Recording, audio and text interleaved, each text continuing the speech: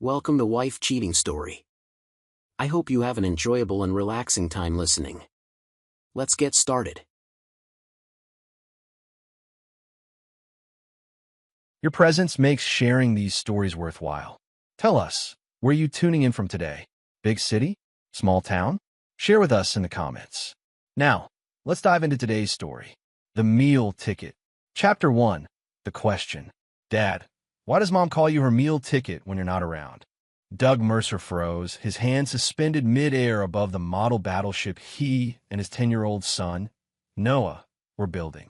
The innocuous question landed like a sledgehammer to his chest. What did you say, buddy? Doug struggled to keep his voice even. Noah shrugged, focusing on gluing a tiny radar dish. I heard Mom talking to Uncle Leo on the phone. She laughed and said something like, the meal ticket's working late again, so we have time. What's a meal ticket? Doug's throat constricted. Leo wasn't Noah's uncle. He was Doug's business partner at Meridian Construction, the company they'd built from nothing over 15 years. It's just a silly expression, Doug managed, his mind racing. Sometimes grown-ups use weird nicknames for each other. Oh, Noah seemed satisfied, attention returning to their project. But Doug couldn't focus. The room suddenly felt too small, the air too thin. Vanessa, his wife of 12 years, had always been supportive, hadn't she? He recalled the early days when he'd worked 18-hour shifts to get Meridian off the ground. Vanessa had been there, bringing him coffee, massaging his shoulders when he finally crawled into bed at 2 a.m. When had that changed? Later that night, after tucking Noah in, Doug paced their sprawling Tudor home, the dream house he'd designed himself. Through the kitchen window, he watched Vanessa lounging by the pool, wine glass in hand, laughing into her phone. The diamonds on her wrist caught the landscape lighting, glittering like tiny stars. Diamonds he'd bought to celebrate Meridian's biggest contract last year. Meal ticket. The phrase poisoned everything. 15 years of marriage collapsed into two ugly words. At dinner, Vanessa had mentioned visiting her mother in Phoenix next weekend. Girls' trip, she'd said casually. Just 3 days. She'd been taking more girls' trips lately. Doug had never questioned them. Now, everything felt suspect. When Vanessa finally came inside, she smelled of expensive perfume and wine. She kissed his cheek absent-mindedly. Noah asleep? She asked, kicking off her Louboutins, another gift he'd given her. Yeah. Doug studied her as she moved around the kitchen, noting how she seemed to glow. Had she always been this animated after her phone calls with her sister? He couldn't remember. How was your day? She asked, not looking at him as she poured more wine. Illuminating, Doug replied. Vanessa glanced up, a flicker of something. Concern? Guilt? Crossing her face before she smiled. That's nice, honey. That night, Doug lay awake, listening to Vanessa's steady breathing beside him. The woman he'd built his life around. The mother of his child. The center of everything. Meal ticket. At 3 a.m., when he was certain she was deeply asleep, Doug carefully slid out of bed and padded to Vanessa's home office. Her phone lay charging on the desk. He hesitated. He'd never invaded her privacy before. But now, his thumb hovered over the fingerprint scanner. Years ago, when Vanessa had gotten a new phone, they'd programmed each other's prints in case of emergency. Had she forgotten? Or did she have nothing to hide? The phone unlocked. Doug's heart hammered as he opened her messages. There, at the top, Leo Walsh. He tapped the thread and immediately wished he hadn't. Can't wait for Phoenix next weekend. Doug still clueless? Vanessa's reply. The meal ticket's too busy building his empire to notice anything. 3 whole days, Leo. No sneaking around. Doug scrolled up, each message worse than the last. Photos that made his stomach clench. Plans made while he worked late. Jokes at his expense. The affair had been going on for 8 months. 8 months. Doug closed the phone, replaced it exactly as he'd found it, and returned to bed. He lay beside his wife, this stranger, and stared at the ceiling until dawn, his mind cycling through 15 years of memories, now tainted by suspicion. What had been real? What had been pretense? And Leo, his oldest friend, his business partner, the man who'd been best man at his wedding, the godfather to Noah.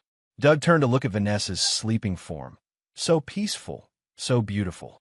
You have no idea what's coming, he thought, a cold certainty settling in his chest. Neither of you does, because Doug Mercer was many things: successful, driven, generous to a fault, but above all, patient. He would not act rashly. He would not show his hand. No, Doug decided as the first light of dawn filtered through the curtains. This required something special, something neither of them would see coming, something they would never forget. Chapter 2, The Discovery. For 3 weeks, Doug maintained a flawless performance. He kissed Vanessa goodbye when she left for Phoenix, wished her a wonderful time with her mother. He attended business meetings with Leo, laughing at his jokes, discussing Meridian's future expansion plans. No one, not Leo, not Vanessa, suspected the volcano churning beneath his calm exterior. During those weeks, Doug gathered evidence methodically. He hired Constance Rivera, a private investigator recommended by his attorney, Walter Green. A formidable woman with 20 years of experience and uncompromising discretion, Constance provided Doug with everything: hotel receipts, photographs, audio recordings from the Phoenix trip that actually took place at a boutique hotel in Santa Barbara. "I'm sorry, Mr. Mercer," Constance said when she delivered the final report. The compassion in her eyes only intensified his humiliation. "Don't be," Doug replied, writing her check. "You've been invaluable." With Constance's evidence secure, Doug took his investigation deeper. He gained access to Leo's financials through Meridian's accounting system, technically legal, as both were signatories on the company accounts. What he discovered was illuminating. Leo had been bleeding money for months. Expensive gifts for Vanessa, hotels, a secret apartment in the city. More disturbingly, Leo had leveraged his partnership stake in Meridian for a private loan that was now coming due. The business partner Doug trusted implicitly was not only sleeping with his wife, but was on the brink of financial disaster. One evening, while reviewing these findings in his home office, Doug was interrupted by a soft knock. Noah stood in the doorway, pajama-clad and hesitant. "Dad, can I ask you something?" Doug closed his laptop. "Always, buddy. What's up?" Noah shuffled forward. "Are you and Mom getting a divorce?" The question struck like lightning. Doug pulled his son close. "What makes you ask that?" "Tommy's parents got divorced last year. Before it happened, they stopped talking to each other. They acted weird. Like you and Mom now." Doug's heart ached. Children perceived more than adults credited them for. He'd been so focused on his investigation that he hadn't considered how the changing atmosphere might affect Noah. "Your mom and I are going through some grown-up stuff," Doug said carefully. "But whatever happens, I will always be your dad, and I will always be here for you. That's a promise." Noah studied him with eyes too old for his face.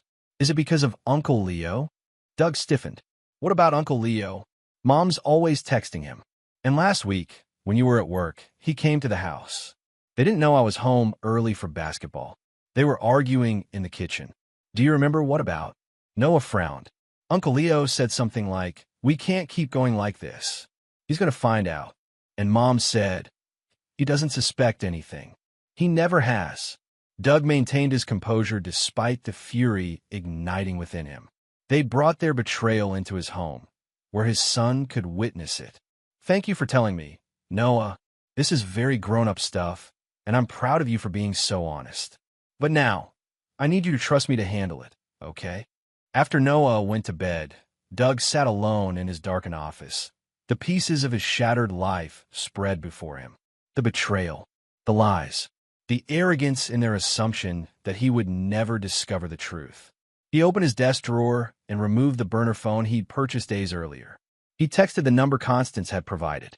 "I'm ready to move forward." The reply came swiftly, understood. "Meeting tomorrow, 10 a.m., usual spot." Doug leaned back, staring at the family photo on his desk. Noah's gap-toothed smile, Vanessa's perfect posture, his own proud stance behind them. The perfect family. The perfect lie. His phone buzzed with a text from Vanessa, working late with Pamela on the charity gala. "Don't wait up. Love you." Doug checked Vanessa's location on their shared family app. The blue dot pulsed at Leo's secret apartment downtown. He texted back, "No problem. Sleep well." For weeks, he had said nothing. show nothing. But tomorrow, things would change. Tomorrow, the first domino would fall. Chapter 3. The Architect. Before Meridian Construction made Doug Mercer a wealthy man. Before he became someone a woman might view as a meal ticket, he had been a scrappy kid from Riverside with calloused hands and unwavering determination.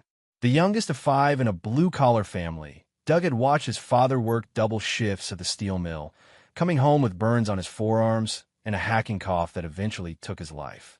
His mother cleaned houses until arthritis gnarled her fingers. From them, Doug learned that the world rewarded those who outworked everyone else.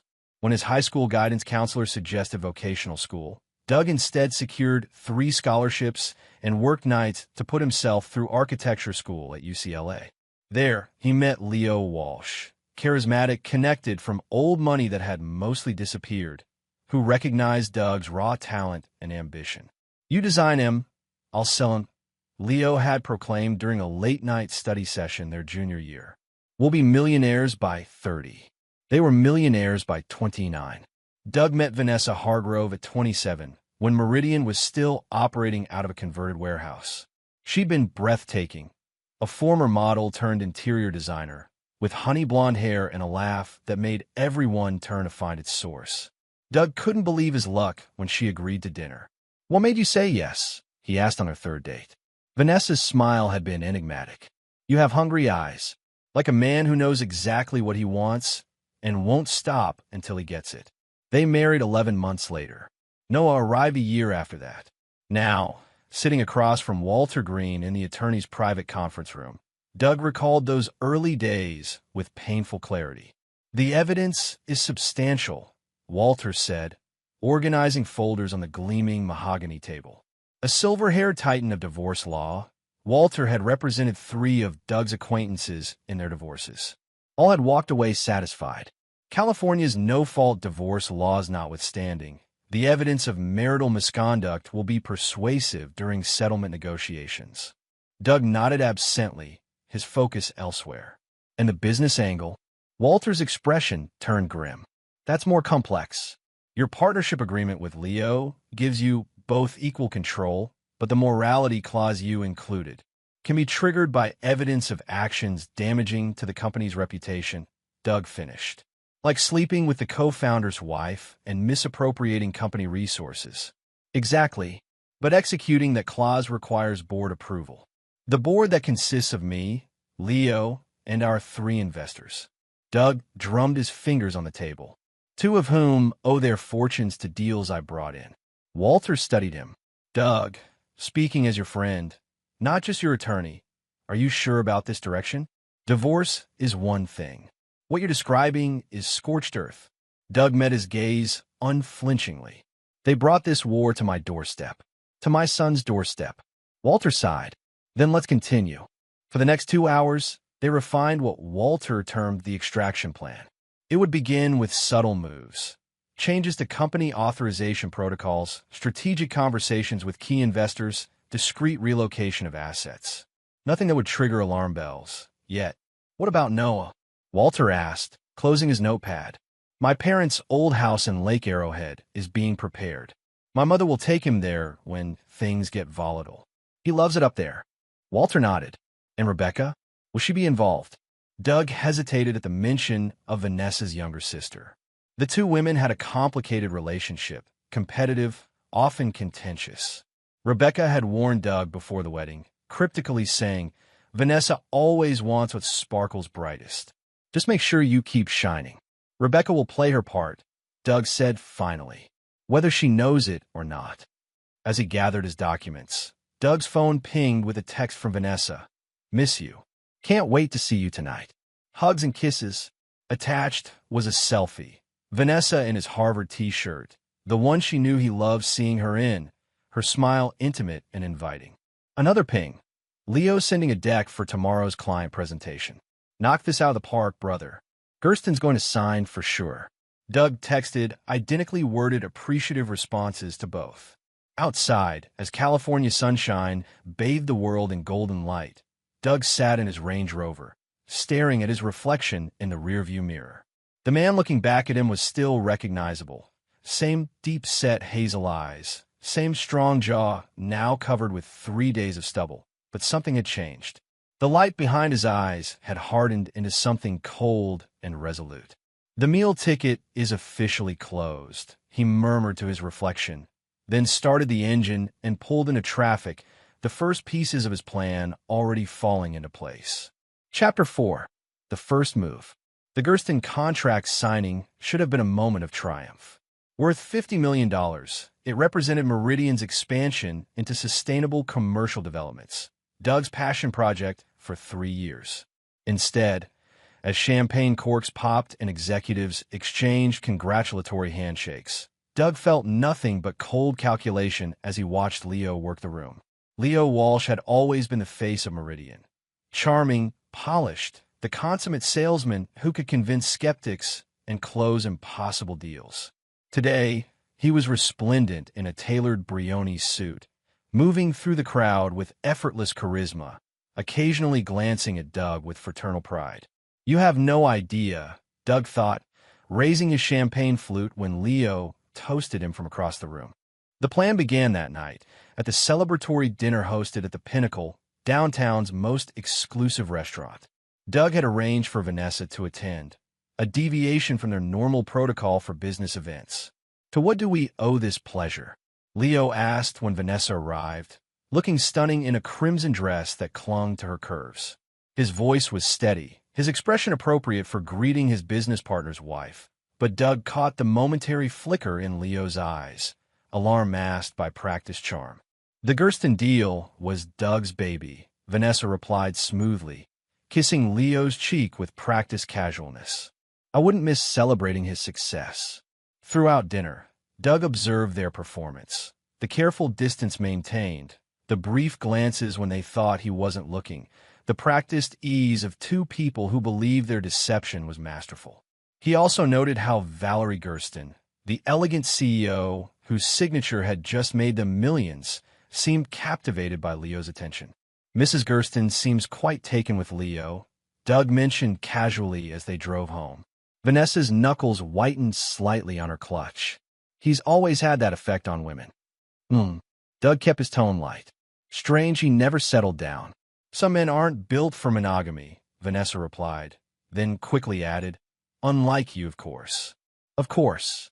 Doug turned on the radio, signaling an end to the conversation while noting how easily the subject of fidelity made her defensive.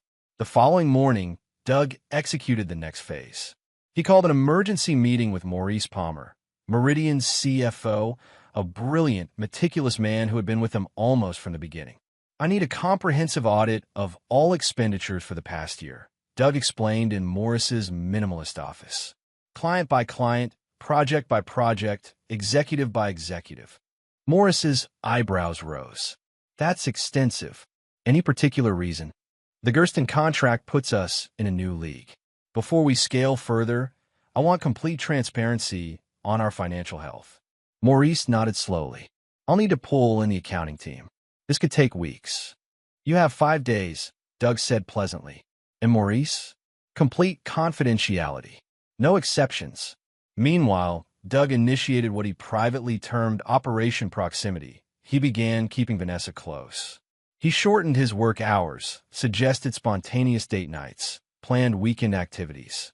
To the outside world, he appeared to be a devoted husband recommitting to his marriage.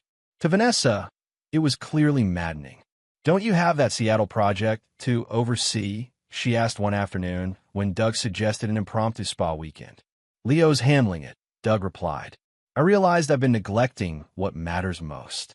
He watched the conflict play across her face, the frustrated mistress warring with the role of appreciative wife she needed to maintain.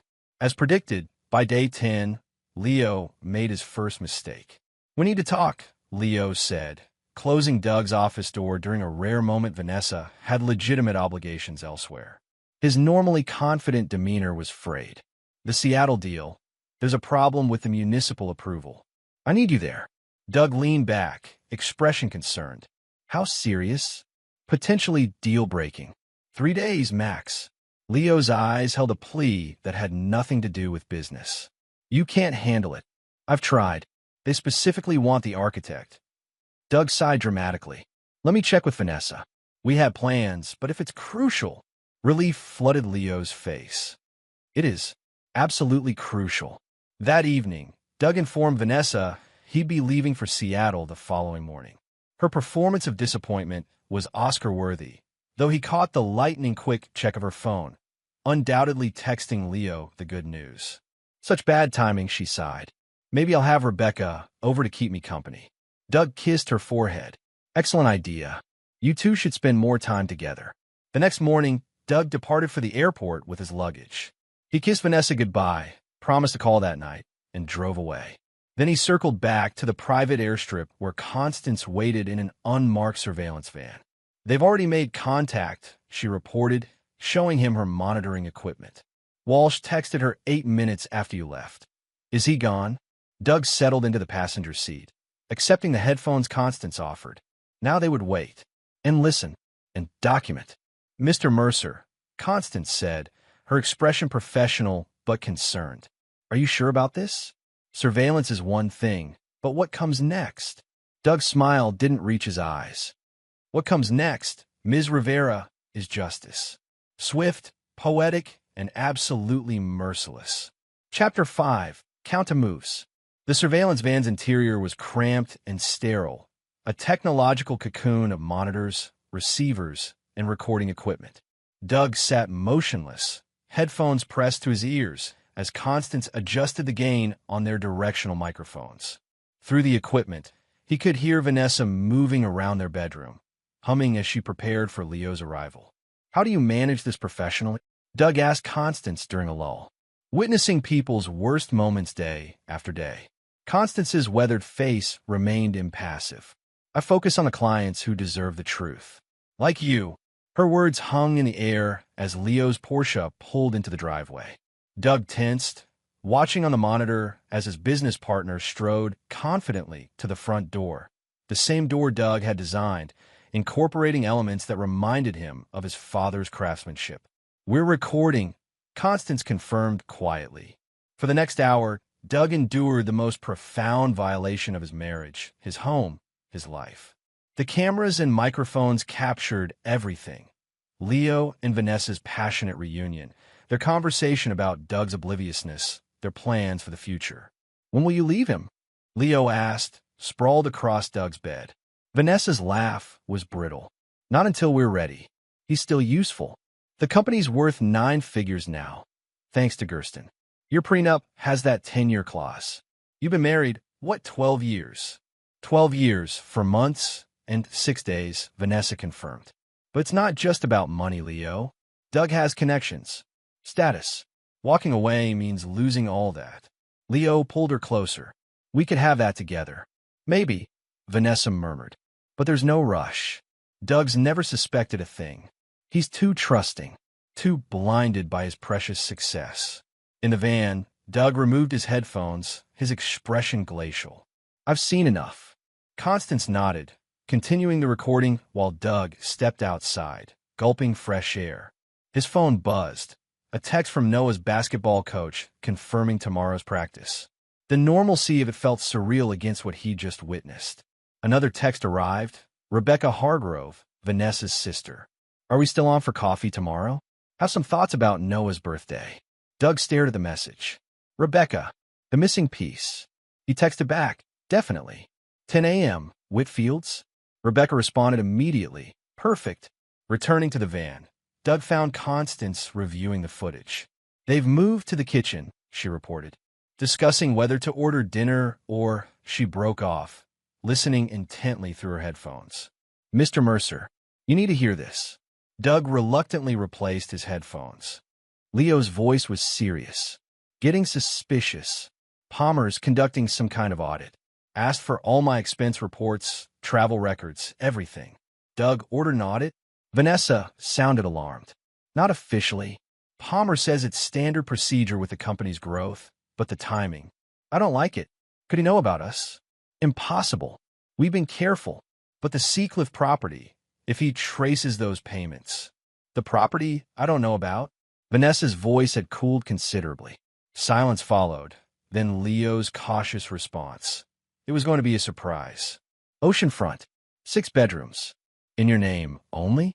Vanessa pressed. For now. For discretion. Doug removed the headphones again, a bitter smile playing at his lips.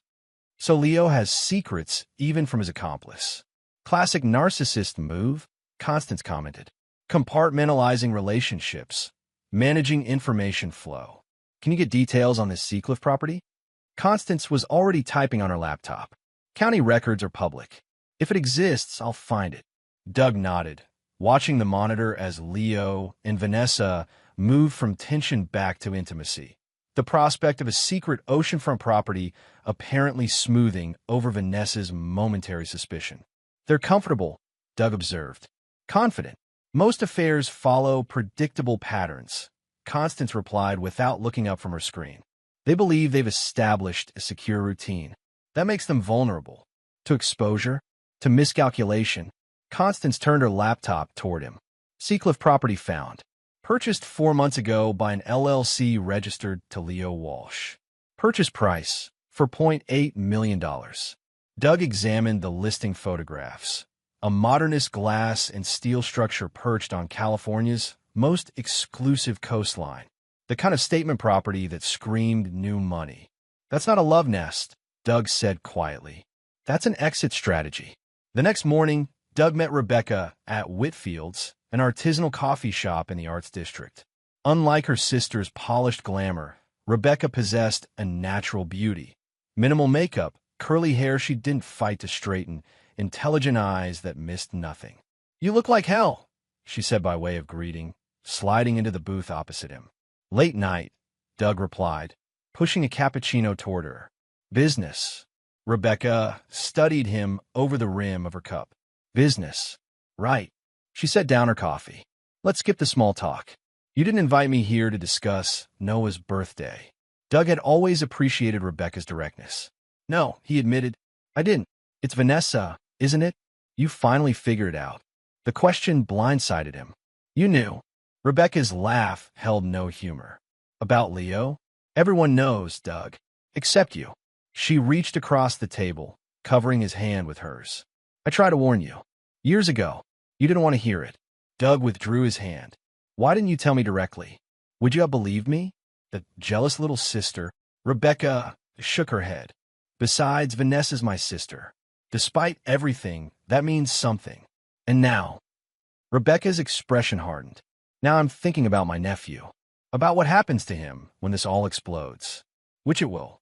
Doug leaned forward. I need to ask you something important. And I need complete honesty. Always. Would you help me? Rebecca didn't hesitate. What do you need?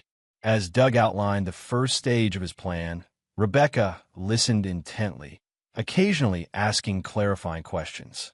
When he finished, she was silent for a long moment. That's methodical, she finally said. Calculated. Is that a yes? Rebecca twirled a curl around her finger, a nervous habit from childhood. Vanessa will never forgive me. I'm not asking you to choose between us, Doug said quietly. I'm asking you to choose justice. For Noah. For the family she's destroying. Rebecca's eyes, so like Vanessa's yet fundamentally different, met his. I'm in. They spent the next hour refining details. As they prepared to leave, Rebecca grasped his arm. Doug, when this is over, what happens to Noah? To you. Doug thought of his son, of the future he'd imagined for their family. We rebuild. We heal. We move forward. Without Vanessa, Rebecca clarified. Without Vanessa, Doug confirmed. And without Leo, Rebecca nodded, a complex emotion crossing her face. Good. As they parted outside the cafe, Rebecca surprised him with a fierce hug. Be careful, she whispered. Vanessa's not the harmless socialite she pretends to be. When cornered, she's dangerous. Doug drove back to the surveillance location, Rebecca's warning echoing in his mind. He'd always seen Vanessa as superficial, perhaps selfish, but essentially harmless. What if he'd underestimated her, just as he'd underestimated Leo's financial machinations? As he approached the van, Constance emerged, her expression grim. They're gone, she reported. But before leaving, Walsh made a call. I traced it to Maurice Palmer. Doug felt ice form in his veins. Maurice? You're certain? Constance nodded. The conversation was brief, but Walsh seemed agitated afterward. He and Mrs. Mercer left approximately 20 minutes later. Doug checked his watch. The board meeting was scheduled for 3 p.m., the meeting where he planned to present the preliminary findings from Morris's audit. We need to move up the timeline, he told Constance. Now, Chapter 6, Betrayal's Depth. Maurice Palmer's corner office at Meridian headquarters offered a panoramic view of the city skyline, a testament to his importance in the company's hierarchy. When Doug entered unannounced, Maurice was hunched over his computer, phone pressed to his ear. Seeing Doug, his complexion paled to the color of the financial statements spread across his desk. "I'll call you back," he said quickly, ending the call. "Doug, wasn't expecting you until the board meeting." Doug closed the door quietly behind him. "Who was that, Maurice?" "Nobody important. Just checking some figures for the presentation." Maurice shuffled papers nervously. "The audit isn't complete yet. We've had some, challenges with the Seattle documentation." "Is that what Leo told you to say?" Doug kept his voice measured, observing how Morris's eyes darted to the door, calculating escape routes. "I don't know what you mean." Doug sat down across from him. 15 years, Maurice. You've been with us almost from the beginning. Your children's college funds? I personally guaranteed them when we couldn't make payroll that first year." Morris's professional facade crumbled. "Doug, please. It's complicated. Simplify it for me." Maurice slumped in his chair. "Leo came to me 6 months ago, said he needed some transactions kept off the main ledgers. Company expenses that were personal in nature. And you agreed. He's a founding partner. He said it was temporary tax strategy." Morris's hands trembled. "By the time I realized the extent." "How much?" Doug asked simply. Maurice stared at his desk. "At least $7.3 million. Possibly more." The figure was staggering, not just for the amount, but for the depth of betrayal it represented. Leo hadn't just been siphoning funds for an affair. He'd been systematically looting the company. The Seacliff property, Maurice nodded miserably, plus 3 other real estate investments. A yacht docked in Marina del Rey. Wire transfers to a Cayman account. All from Meridian funds. Not directly. He created shell vendors, fake invoices. The money moved through several accounts before reaching its destination. Doug absorbed this information with eerie calm. "And when I requested the audit," he said to Stahl, "that he'd handle you." Maurice finally met Doug's gaze. "Doug, I have a family." Leo implied, if this came alight, he threatened you. Maurice didn't respond, which was answer enough. Doug stood. "The board meeting is postponed. You'll receive instructions this afternoon. Until then, continue as normal." As he turned to leave, Maurice called after him. "What about Leo? When he discovers I've told you?" Doug paused at the door. "Leo has more pressing concerns than you, Maurice. But make no mistake, your cooperation now doesn't erase your complicity." Outside in the corridor, Doug texted Walter. Situation escalated. "Initiate protocol B immediately." Walter's response was swift, in motion. Financial lockdown underway. Court filings prepared. Next, Doug contacted Constance. Track Leo. Priority surveillance. Then, steeling himself, he called Rebecca. "It's happening now. Are you ready?" "Vanessa just texted me," Rebecca replied, her voice tight with tension. "She's invited me to lunch. Says she has exciting news." "Perfect. Proceed as planned." "And Rebecca, remember, Vanessa can't suspect you know anything. I've been keeping secrets from my sister since we shared a bedroom, Doug. I've got this." His final call was to his mother in Lake Arrowhead. "Mom, remember that vacation we discussed? I need you to pick up Noah from school today. The weather report mentioned, storms coming." Eleanor Mercer, shrewd and perceptive at 72, caught his meaning immediately. "I'll pack his favorite games. How long will these storms last?" "Uncertain, but I'll join you soon." With Noah's safety arranged, Doug drove to his final destination, the modest craftsman bungalow belonging to Theo Mercer, his older brother. Theo opened the door before Doug could knock, his firefighter's instincts attuned to approaching trouble. "You look like shit," he greeted, pulling Doug into a bear hug. Inside, The brothers sat on Theo's porch, beers in hand, overlooking the canyon. Unlike Doug's meticulously designed home, Theo's place was comfortably worn, filled with mementos from his 20 years with the county fire department. "So," Theo said after Doug explained the situation, "my little brother, the millionaire, needs my help beating the crap out of his cheating business partner?" "That's oversimplifying," Doug replied. Theo grinned, "but essentially accurate." He took a long pull of his beer. Tonight, Leo has a waterfront property in Seacliff. Based on Constance's intel, that's where he's heading. "And you're sure about this?" "About all of it." Theo's expression turned serious. "Once we cross certain lines, there's no going back, Dougie." Doug stared at the horizon. "They crossed the lines first. They brought this into my home, endangered my company, exposed my son to their betrayal." Theo studied him. "This isn't just about revenge, is it? This is about protection. Noah's future. Everything I've built was for him." Doug's voice caught. "They were willing to destroy that for their own gratification." Theo nodded slowly. "Then let's go have a conversation with Leo Walsh." As the sun began to set, casting long shadows across Theo's canyon property, the brothers finalized their preparations. Doug received updates from various fronts. Walter confirming that emergency injunctions were in place, freezing certain assets. Constance reporting that Leo had indeed headed to Seacliff, alone. Rebecca sharing that Vanessa had been oddly ebullient at lunch, mentioning plans to start fresh soon. "She thinks she's won," Doug told Theo. "They both do." Theo checked the duffel bag containing certain items they might need. Nothing illegal. Theo had insisted on that, but definitely intimidating. "Remember," Theo cautioned, "we get the evidence, make the point, and leave. No permanent damage." Doug nodded absently, his phone buzzing with a text from Vanessa. "Working late again tonight. Don't wait up. Love you. Red heart." Simultaneously, an email arrived from Leo. "Seattle situation under control. Taking tomorrow off. Need some personal time. You should too, brother. We've earned it." Doug showed Theo both messages. "Brazen," Theo commented. "They're not even trying to be subtle anymore. They don't think they need to be." Doug pocketed his phone. "Let's go educate them." As they climbed into Theo's nondescript truck, Doug felt a curious sense of clarity. For weeks, he had contained the maelstrom of his emotions, the rage, the humiliation, the heartbreak. Tonight, that containment would end. Tonight, Leo Walsh would learn exactly what it meant to betray Doug Mercer. And tomorrow, Vanessa would discover the same. Chapter 7. The Confrontation. The Seacliff property stood like a modernist fortress against the darkening sky, its glass walls illuminated from within, exposing Leo's silhouette as he moved between rooms.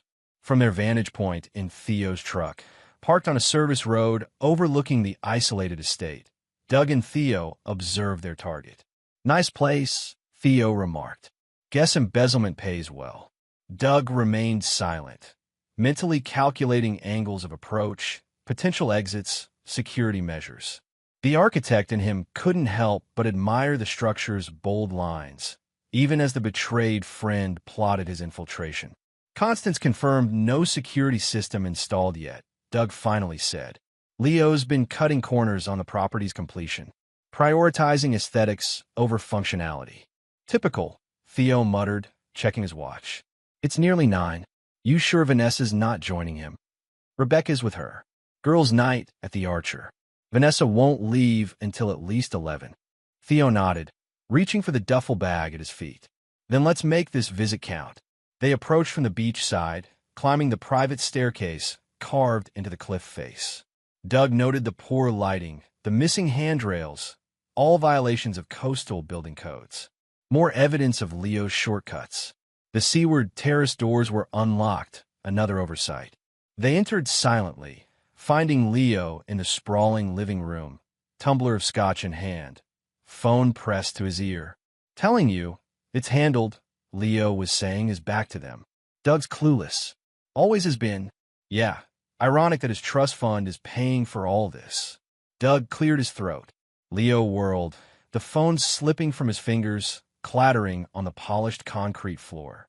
His face, usually the picture of confidence, contorted in shock. "Doug? What? How did you?" His gaze shifted to Theo, then to the duffel bag. Understanding dawned. Now hold on. Whatever you think. Finish your call, Leo, Doug said calmly. I'd hate to interrupt. Leo swallowed hard, retrieving his phone.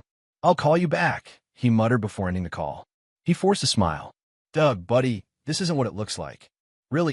Doug advanced into the room, taking in the space, the expensive furniture, the original artwork, the panoramic ocean views. Because it looks like my business partner purchased a $4.8 million property using embezzled company funds. Leo's face paled. You can't prove. Maurice provided everything, Leo. Every false invoice, every shell company, every diverted payment. Maurice. Leo's expression hardened. That weasel. After everything I've done for him. For him. Doug's voice remained unervingly calm. Or to him, the threats? The coercion? Leo retreated behind a massive quartz island in the open kitchen. Doug, be reasonable. Yes, I leveraged some company resources. Temporarily. But Meridian's never been more profitable. The Gersten deal alone was my project Doug finished. My design, my vision, which you're now claiming credit for while sleeping with my wife. The words hung between them. Leo's eyes darted to Theo, who had positioned himself by the terrace doors, effectively blocking the main escape route. Vanessa and I. Leo's voice faltered. It's complicated. Actually, it's remarkably simple. Doug circled the island, backing Leo against the built-in refrigerator. You betrayed me. Professionally. Personally. Completely. Leo raised his hands defensively. Listen, if this is about money. It's not about money. Doug's composure finally cracked, his voice rising. It's about loyalty. Honor. The promises we made. Promises? Leo laughed bitterly. Like you promised we'd be equal partners? While you became the celebrated genius architect, and I was just the salesman, your glorified employee, is that how you justify this? Doug gestured at the luxurious space around them. Stealing from me? Sleeping with my wife. Vanessa came to me. Leo shot back. Did you know that? Little Miss Perfect approached me. Said she was tired of being married to a workaholic who cared more about his buildings than her happiness. The revelation stung, but Doug had prepared himself for such tactics. And naturally, being my oldest friend, you declined her advances and told me immediately. Leo had the grace to look ashamed, if only briefly. It wasn't planned, Doug. It just happened. For 8 months? With my company's money paying for your rendezvous? Doug shook his head. No, Leo. This was calculated. Deliberate. Leo's demeanor suddenly shifted, desperation giving way to defiance. So what now? You rough me up with your fireman brother? Force me to sign over my stake in Meridian? That won't hold up in court. I don't need to force anything. Doug pulled out his phone, displaying a document. The board has already invoked the morality clause. Your partnership is terminated, effective immediately. What? They can't. They did. Unanimously. Even Prescott voted against you, and he's been your golf buddy for a decade. Leo lunged for the phone, but Theo intercepted him effortlessly, pinning him against the refrigerator with one muscled forearm. Easy there, hotshot, Theo warned. This is assault, Leo gasped. I'll have you both arrested. For what? Doug asked reasonably. We're unarmed. We entered through an unlocked door. We haven't touched you, well, until you attacked us just now. Leo's eyes narrowed. You won't get away with this. Vanessa and I, we've planned for contingencies. Such as, she knows things about you, Doug. Things that would destroy you professionally if they came to light. For the first time, uncertainty flickered across Doug's face. What things? Leo sensed advantage. Release me from the morality clause. Restore my partnership. Give me the fair buyout. Then maybe, just maybe, certain information stays buried. Doug exchanged glances with Theo, who marginally relaxed his hold on Leo. What information, Leo? Doug pressed. Leo straightened his rumpled shirt. The Wellington Tower project. The structural modifications you made without proper permits. The inspections you circumvented. Doug paled visibly. The Wellington Tower had been one of Meridian's early successes, a commercial high-rise that had established their reputation. But the project had faced delays, budget constraints. That was 15 years ago, Doug said quietly. Statute of limitations doesn't apply to negligent endangerment, Leo countered, especially when lives could be at risk. One anonymous tip to the building department, and everything you've built crumbles, literally and figuratively. The silence that followed was deafening. Doug's mind raced through implications, calculating risks, assessing damage potential. You would risk people's safety for leverage? Theo asked incredulously. Leo shrugged. Business is business, and this is just negotiation. Doug stepped back, his expression unreadable. You've given this thought. I've given everything thought, Doug. That's the difference between us. You design beautiful buildings. I anticipate beautiful opportunities. Outside, waves crashed against the cliffs, the rhythmic sound at odds with the tension crackling in the room. I need to consider this, Doug finally said. Take all the time you need, Leo replied, confidence returning to his posture. But remember, the board meeting to formalize my termination is tomorrow at noon. I'd appreciate your decision before then. And Vanessa? Doug couldn't help asking. Is she part of this bargain? Leo hesitated, revealing the fracture in their alliance. Vanessa makes her own choices, but you've discussed contingencies. Of course, we're practical people. Doug nodded slowly. One last question, Leo. The son you've known since birth, the boy who calls you Uncle Leo, was he ever a consideration in your practicality? For the first time that night, genuine shame crossed Leo's face. Noah's a great kid, he said softly. He deserves better than all this. On that, we agree. Doug turned to Theo. We're done here. As they moved toward the terrace doors, Leo called after them. Don't forget, Doug. Noon tomorrow. Your reputation. Your legacy. Everything you've built. Doug paused, looking back at the man who had once been his closest friend. You know what's strange, Leo? I came here tonight ready to destroy you. To make you pay for every betrayal. And now you see reason, Leo supplied smugly. No. Doug's expression hardened. Now I pity you, living in this stolen house, sleeping with another man's wife, threatening the safety of innocent people for leverage. You've already destroyed yourself. I don't need to finish the job. With that, Doug and Theo disappeared into the night, leaving Leo clutching his scotch, his victory suddenly feeling hollow. In the truck, heading back to the city, Theo broke the tense silence. Wellington Tower? Is that real? Doug stared straight ahead, his profile sharp against the passing streetlights. Yes. And is it dangerous? Did you really cut corners? No. Doug turned to his brother. But Leo believes I did, because that's what I told him back then. To protect him. I don't understand. Leo approved modifications that would have compromised the structure. I discovered the error before implementation and quietly corrected it, but let him believe his original plan was executed. I covered for him, Theo, to preserve his confidence. Our partnership. Theo processed this. So his leverage is based on a lie I told to protect him from his own mistake. Doug's laugh held no humor. The irony is almost poetic. What will you do now? Doug checked his watch. Almost midnight. Now we proceed to phase 2. Are you still with me? Theo reached across the console, gripping his brother's shoulder. Always. As the city skyline loomed before them, Doug texted Rebecca. Leo met. Proceeding as planned. Is V home? Rebecca's reply came seconds later. Just dropped her off. Everything's set for tomorrow. Tomorrow, when Vanessa Mercer would discover exactly what it meant to underestimate the man she dismissed as merely her meal ticket. Chapter 8. The Reckoning. Morning arrived with unusual clarity, the Los Angeles smog temporarily banished by overnight Santa Ana winds. Doug stood at his bedroom window, watching Vanessa apply her makeup at her vanity. The routine was so familiar. The precise angle at which she held her mascara wand, the slight tilt of her head as she assessed her reflection. 12 years of marriage distilled into predictable patterns. Had she ever truly loved him? Or had he always been just a means to an end? Security, status, the meal ticket she'd mocked behind his back? You're staring, Vanessa commented, meeting his gaze in the mirror. Everything okay? Just appreciating the view, Doug replied, maintaining the charade for a few hours longer. Any plans today? Vanessa applied her signature red lipstick, blotting carefully. Lunch with Rebecca, then the committee meeting for the Children's Hospital fundraiser. She turned to face him, radiant in a designer dress that complemented her figure perfectly. What about you?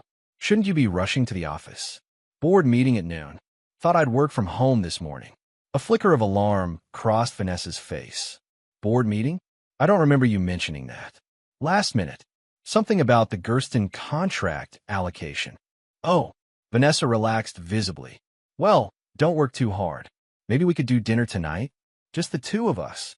The suggestion, so normal, so wifely, struck Doug as surreal given what he now knew. I like that. After Vanessa departed, kissing him distractedly on her way out, Doug contacted Walter for a final status report. All in place, Walter confirmed. Financial injunctions secured. Corporate lockdown implemented. Maurice has provided complete documentation. The board members have been individually briefed. They're united behind you. In the other matter, managed as requested. Timing is critical, though. If she accesses accounts before the meeting, she won't. Doug closed his eyes briefly. Rebecca will keep her occupied. Next, he called Constance. What's Leo's status? Arrived at Meridian headquarters 30 minutes ago, Constance reported. He appears agitated, making multiple calls. None connecting to your wife, interestingly. They're keeping separate for now. Vanessa believes I suspect nothing, so she's maintaining normal routines. Mr. Mercer, Constance hesitated. Given what you shared about the Wellington Tower threat, are you certain about this approach? Completely. Doug's voice held no doubt. Leo's bluffing. Even if he weren't, I've had structural engineers re-examine Wellington Tower twice in the past decade during renovations. The building is sound. And Mrs. Mercer? Will she attempt similar leverage? Doug thought of Noah, safely distant at Lake Arrowhead. She might, but I've removed her primary leverage point. At 11:30, Doug arrived at Meridian's headquarters, dressed impeccably in a suit that communicated authority and contained purpose. Employees noticed the change immediately. The relaxed demeanor replaced by steely resolve, the friendly greetings shortened to efficient nods. This wasn't Doug, the collaborative partner. This was Douglas Mercer, founding architect, majority shareholder. In the boardroom, the tension was palpable. For board members already seated, Maurice Palmer, standing nervously by the presentation screen, documents stacked precisely before each chair. Leo paced by the floor-to-ceiling windows, phone clutched in his white-knuckled grip. Doug, Leo exclaimed with forced joviality. I was just trying to reach you. Perhaps we could speak privately before. Take your seat, Leo, Doug interrupted calmly. The meeting is about to begin. Leo's facade cracked slightly. Doug, seriously, we should. Is there a problem, gentlemen? Valerie Gersten asked, entering with regal poise. As Meridian's newest major client and temporary board observer, her presence carried significant weight. No problem, Doug assured her, gesturing to the chair beside his. Just eager to begin. As the meeting officially commenced, Doug noted Leo's increasing agitation, the constant checking of his phone, the beads of sweat forming at his temples. Whatever contingency he and Vanessa had planned was clearly not materializing. Before we address the official agenda, Doug began, I'd like to introduce an emergency item requiring immediate board attention. Leo stiffened, fingers clenching around his armrest. Maurice, Doug continued, please distribute the documents Mr. Green has prepared. Walter Green, who had been seated unobtrusively in the corner, now moved forward, placing sealed envelopes before each board member. What is this? Leo demanded, not touching his envelope. Financial disclosure, Doug replied evenly. Maurice has completed his audit. The room fell silent as each member reviewed the contents. Bank statements, transfer records, falsified invoices, all meticulously documented and annotated. Prescott Wilson, the most senior board member, removed his reading glasses. Mr. Walsh, these allegations are extremely serious. Embezzlement, misappropriation of corporate funds, tax fraud. This is absurd, Leo sputtered, finally opening his envelope. As he scanned the contents, his complexion shifted from flushed to ashen. They've been Doug is framing me. The evidence was compiled by our CFO and verified by independent forensic accounts. Walter interjected smoothly. I assure you, it will withstand scrutiny. You orchestrated this, Leo accused Doug. Because of Vanessa. This is personal vendetta disguised as corporate governance. The mention of Vanessa caused ripples of uncomfortable awareness among the board members, who exchanged glances. My personal circumstances are irrelevant to these proceedings, Doug stated. The financial misconduct stands on its own merits. Bullshit. Leo surged to his feet. Tell them, Doug. Tell them this is because I've been sleeping with your wife. A collective intake of breath filled the room. Valerie Gersten's eyebrows rose appreciatively at the unexpected drama. Doug remained impassive. Is that an admission to the financial allegations, Leo? Or merely an admission to poor judgment in your personal affairs? Leo glared at him, then surveyed the room, recognizing the shifting sentiment. You need me, he declared desperately. The Gersten contract, that was my relationship, my negotiation. Actually, Valerie interrupted, my relationship is with Meridian Construction, not individuals. And frankly, Mr. Walsh, I find these revelations disturbing. The Gersten Foundation values integrity above all else. Leo's phone buzzed insistently. He glanced at it, then paled further. I need to take this. The meeting is in session, Prescott objected. It's an emergency, Leo insisted, already moving toward the door. As Leo stepped into the hallway, Doug nodded imperceptibly to Walter, who activated his laptop, connecting it to the boardroom's presentation screen. A video feed appeared.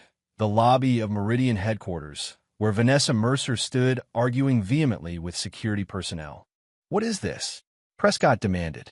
Context, Doug replied simply. Through the lobby cameras, they watched as Vanessa's composure crumbled, her gestures becoming increasingly frantic. Security firmly but respectfully prevented her from accessing the elevators. In the background, Rebecca stood watching, her expression a mixture of sadness and resolution. Leo reappeared, his face contorted with panic. You've frozen the accounts, he accused Doug. All of them. Personal, joint, everything. As a precautionary measure, given the financial improprieties, Walter confirmed. You can't do this, Leo hissed. The Wellington Tower. Remember? One phone call. Make it, Doug challenged, sliding his own phone across the table. Call the building department. Tell them about the modifications I corrected 15 years ago. The ones documented in these folders. He tapped a stack of blue binders at his elbow. Leo stared at the binders in confusion. Complete structural assessments, Doug explained. Conducted independently during renovations in 2015 and 2022. Wellington Tower exceeds current safety standards by 23%. Understanding dawned in Leo's eyes. You knew, all along, you knew I would try to use this. I knew someone might, eventually. I believe in being prepared. On screen, Vanessa had progressed from argument to tears, sinking onto a lobby bench as Rebecca comforted her. Leo followed Doug's gaze to the monitor. She didn't know, he said quietly, about the embezzlement. That was all me. Perhaps, Doug conceded, but she knew about betraying our marriage, destroying our family, using me as her meal ticket while planning your future together. The board members shifted uncomfortably, caught in the crossfire of personal drama superimposed over corporate malfeasance. I think, Prescott said firmly, we have sufficient information to proceed with a vote on the morality clause invocation and the criminal referral. Criminal? Leo blanched. Doug, you can't. Think about Noah. Think about what this will do to him. I have thought about Noah, Doug replied, his composure finally showing cracks. Every second since my son asked me why his mother calls me her meal ticket when I'm not around. Every moment since I discovered my oldest friend and business partner was sleeping with my wife in our home, where my son could have walked in at any time. The revelation silenced even Leo. The vote, Prescott prompted, breaking the tense standoff. The results were unanimous. Leo Walsh was removed from Meridian Construction, effective immediately. All financial ties severed. Legal proceedings authorized. As security arrived to escort Leo from the premises, a contingency Doug had arranged with careful precision, Leo made a final, desperate appeal. Doug, please. We can work this out. 15 years of friendship. That has to count for something. Doug regarded him impassively. It counted for everything, Leo. That's why this hurts so much. As Leo was led away, Vanessa appeared in the boardroom doorway, having somehow evaded lobby security. Her mascara streaked down her flushed cheeks, her perfect composure shattered. "What have you done?" she demanded, advancing on Doug. "Every account, frozen. Credit cards declined. I was humiliated at Neiman Marcus." Doug turned to the board members. "If you'll excuse us, I believe this portion is private." The room cleared quickly, even Walter departing with a supportive nod to Doug. Only Rebecca remained, positioning herself near the door, present but unobtrusive. "You know," Doug said simply once they were relatively alone. Vanessa's expression shifted from outrage to calculation. "Know what?" "Everything, Vanessa. The affair, the plans, the meal ticket comments." She paled but rallied quickly. "You're overreacting to—" "Stop." Doug's voice held such authority that Vanessa actually flinched. "Noah heard you. Our son heard you call me your meal ticket on the phone with Leo. That's how this all began." Genuine shock registered on Vanessa's face. "Noah," she whispered, "but we were always so careful." "Evidently not. Just as you weren't careful about the messages I found on your phone, or the Phoenix trips Constance documented in Santa Barbara, or the plans you and Leo made in our bed, in our home, when you thought I was in Seattle." Vanessa's eyes darted to Rebecca, betrayal dawning. "You helped him," she accused her sister. "Your own blood." "I helped Noah," Rebecca corrected quietly. "And Doug, yes, because neither of them deserved what you and Leo were doing." Vanessa's face hardened into the cold, calculating expression Doug now recognized as her true self emerging. "Fine. You know, so what happens now? You think you've won? That you can just discard me with nothing?" "The prenuptial agreement is contestable," Vanessa interjected, "especially given your financial success exceeding projections. Any decent divorce attorney will secure me half of everything, Doug. Half of Meridian. Half of everything you've built." "You're welcome to try," Doug replied calmly. "But you should know that Walter has already filed for divorce on grounds of adultery with substantial evidence. The prenup has a morality clause similar to Meridian's partnership agreement. In your financial activities with Leo, transferring joint funds to accounts in your name only constitute breach of fiduciary responsibility in our marriage." Vanessa blanched. "You can't prove." "I have documented everything, Vanessa. Every transfer, every message, every hotel room. This is about punishment," she realized. "You're trying to leave me with nothing." "No," Doug corrected. "This is about consequences. You chose to betray our family, to mock our marriage, to plan your exit using my resources, my trust, my love for you." "Love?" Vanessa laughed bitterly. "When was the last time you showed me real love, Doug? When was the last time I wasn't just an accessory to your success story? The beautiful wife of the brilliant architect. You never gave me the chance to be anything else," Doug said quietly. "You were already gone before I ever knew we were in trouble." For a moment, something like regret flickered across Vanessa's face. Then her expression hardened again. "Where's Noah?" "Safe. Away from all this. He's my son." Vanessa's voice rose, her control slipping. "You can't keep him from me." "I'm not keeping him from you," Doug replied. "I'm keeping him from the fallout of your choices. When things settle, we'll establish appropriate custody arrangements." "I'll fight you," Vanessa vowed. "For everything. Every penny. And especially for Noah." "That's your right." Doug sighed, suddenly looking exhausted. "But before you declare total war, you might want to consider what Noah will see when he's older. What kind of mother you want him to remember." The words struck home. Vanessa's shoulders slumped slightly, the first genuine emotion beyond rage or calculation showing through her carefully constructed facade. "This isn't over," she said, but the threat lacked conviction. "No," Doug agreed. "But the worst part is—" As Vanessa gathered herself to leave, Rebecca stepped forward. "You can stay with me," she offered. Until you figure things out. Vanessa regarded her sister with a mixture of resentment and reluctant gratitude. Why would you help me now? Because you're still my sister, Rebecca replied simply, and Noah's mother. Doug watched them depart, feeling hollow despite his strategic victory. The company was secure. Leo neutralized. Vanessa contained. Yet the cost was immeasurable. Trust shattered. Family fractured. Innocence lost. His phone buzzed with a text from his mother. Noah asking when you're coming. Says he misses his dad. For the first time since this ordeal began, Doug felt tears prick at his eyes. Tell him tomorrow, he replied. Tell him I miss him too. More than anything. Alone in the boardroom, surrounded by the evidence of betrayal and the aftermath of confrontation, Doug finally allowed himself to feel the full weight of what had happened and what still lay ahead. The meal ticket had closed, indeed, but the real cost was yet to be tallied. Chapter 9. Reconstruction. 2 months later, Lake Arrowhead sparkled in the late afternoon sun, its surface rippled by the gentle wake of passing boats.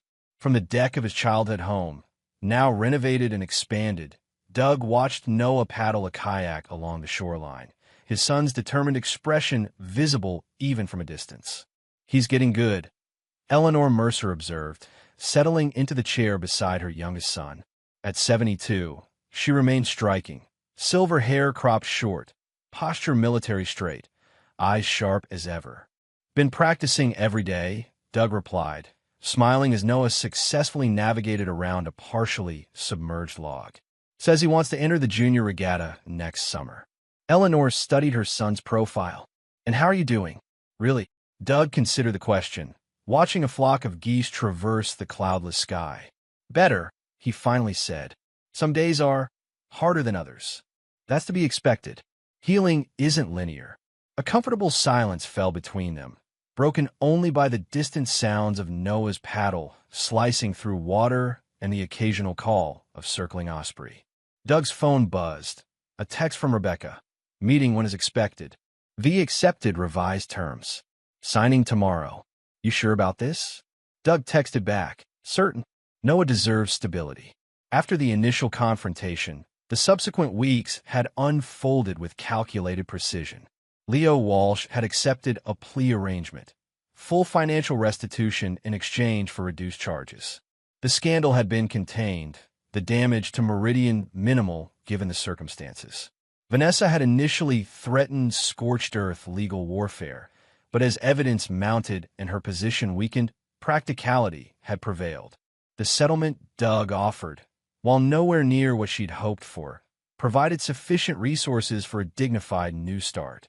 Most importantly, the custody arrangement prioritized Noah's well-being. Shared legal custody, primary physical custody with Doug, structured visitation for Vanessa, and mandatory family counseling. Terms that reflected Doug's commitment to rebuilding rather than perpetuating destruction.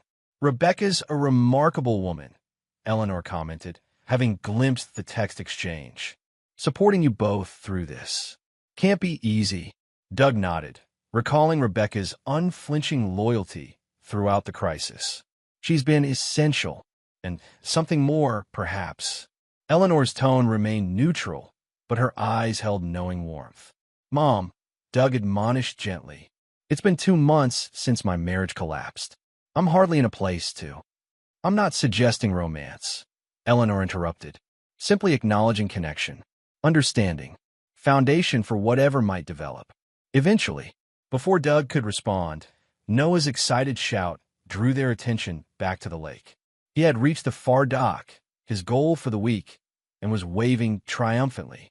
Doug stood, returning Noah's wave with equal enthusiasm. Be right there, buddy, he called, already moving toward the winding path that led to the shore. Eleanor watched him go, noting the lightness in his step that had been absent during those first desperate weeks. They would be all right, her boys. Changed, certainly. Scarred, undoubtedly, but intact in the ways that truly mattered. At the dock, Doug helped Noah secure the kayak, listening as his son recounted every detail of his aquatic adventure. And then I saw a huge fish, Dad, like this big. Noah stretched his arms wide, the universal sign of fisherman's exaggeration. Probably a bass, Doug suggested seriously. They get pretty massive in this lake. Can we try to catch it tomorrow? Absolutely. I think Grandpa's old fishing gear is still in the boathouse. As they walked back toward the house, Noah's expression turned thoughtful. Dad, is Mom coming this weekend? Doug kept his voice carefully neutral. Yes, she'll be here Saturday morning. Remember? You're going sailing with her and having lunch at the lodge. Noah nodded, processing this information. And she's staying at the hotel, not with us. That's right. This is our home now, and Mom has her new apartment in the city. Because you're divorced. Noah pronounced the word with the careful precision of a term recently added to his vocabulary. Yes, but we're still your parents. That hasn't changed. Noah kicked at a pine cone on the path. Uncle Leo isn't coming, right? Doug suppressed the surge of anger the name still evoked. No, buddy. Uncle Leo won't be visiting anymore. Good. Noah's vehemence was startling. I didn't like how he made Mom laugh at you when you weren't there. It wasn't nice. Doug stopped, kneeling to meet his son's gaze. Noah, I want you to understand something important. What happened between me, your mom, and Uncle Leo was grown-up stuff. Complicated grown-up stuff. But none of it, absolutely none of it, was your fault or your responsibility. Noah considered this seriously. I know. Dr. Melissa says it's not my job to fix grown-up problems. Dr. Melissa is very smart. Doug smiled, referring to Noah's therapist. And you know what? It's not your job to pick sides, either. You can love your mom and be upset about things that happened. Both are allowed. Noah seemed relieved by this permission. Sometimes I'm still really mad at her, he admitted, but then I feel bad about being mad. Those feelings are totally normal, Doug assured him, and they might change a lot for a while. That's okay, too. They resumed walking, Noah's small hand finding Doug's larger one with the unconscious trust of childhood. At the house, Eleanor had prepared lemonade and snacks on the deck, and Noah raced ahead to claim first choice of the cookies arranged on a blue willow plate. Doug paused at the edge of the property, taking in the tableau. His mother, his son, the home that had sheltered his own childhood and now offered sanctuary for Noah's. Not the life he had planned, not the family he had envisioned, but precious nonetheless. His phone buzzed again, Theo checking in as he did daily. Another text followed, Maurice Palmer with updates on Meridian's newest project. Then Walter Green confirming final settlement details. Doug responded to each, then silenced his phone. The business of reconstruction, both personal and professional, would continue tomorrow. For now, there were cookies to share, kayak adventures to recount, and the simple healing power of being present. Later that evening, after Noah was asleep, Doug sat alone on the deck, nursing a glass of whiskey and watching moonlight silver the lake surface. The ache of betrayal remained, but its sharp edges had begun to dull, less a stabbing pain now than a persistent soreness. A text illuminated his phone screen. Rebecca, checking in before bed. All good there? Noah excited about Saturday? All good, Doug confirmed. He's nervous, but looking forward to it. Thank you for helping make this possible. That's what family does, came Rebecca's reply. The real kind, anyway. Doug smiled at the subtle dig at her sister. Some rivalries never fully disappeared, even amid crisis and reconciliation. Speaking of family, he texted, Noah asked if you're coming for his birthday next month. Wouldn't miss it. Already found the perfect telescope for my favorite amateur astronomer. Doug hesitated, then added, maybe stay the weekend? Mom would love the company. So would we. The typing indicator appeared, disappeared, reappeared. Finally, I'd like that. Very much. Something warm unfurled in Doug's chest. Not romance, as his mother had suggested, but possibility. Connection. The recognition of solid ground amid shifting terrain. Good night, Rebecca, he texted. And thank you for everything. Good night, Doug. Keep building. Keep building. It was what he had always done, from childhood Lincoln logs to architectural marvels that transformed skylines. Now he was building something different. A new life, a reconfigured family, a future not defined by betrayal, but by resilience. The meal ticket was closed, but Douglas Mercer remained. Architect, father, survivor. And for the first time since Noah's innocent question had shattered his world, Doug felt genuine hope that what would rise from the ruins might eventually be stronger than what had fallen. He raised his glass to the moon-washed lake, to his sleeping son, to the uncertain future stretching before them. To reconstruction, he whispered and drank deeply. And there you have it. Another story comes to an end. What did you think? I'd love to hear your thoughts in the comments below. If you enjoy this story, consider joining our community by subscribing. It means the world to us. For more stories like this one, check out the recommended videos on screen. And I'll see you there.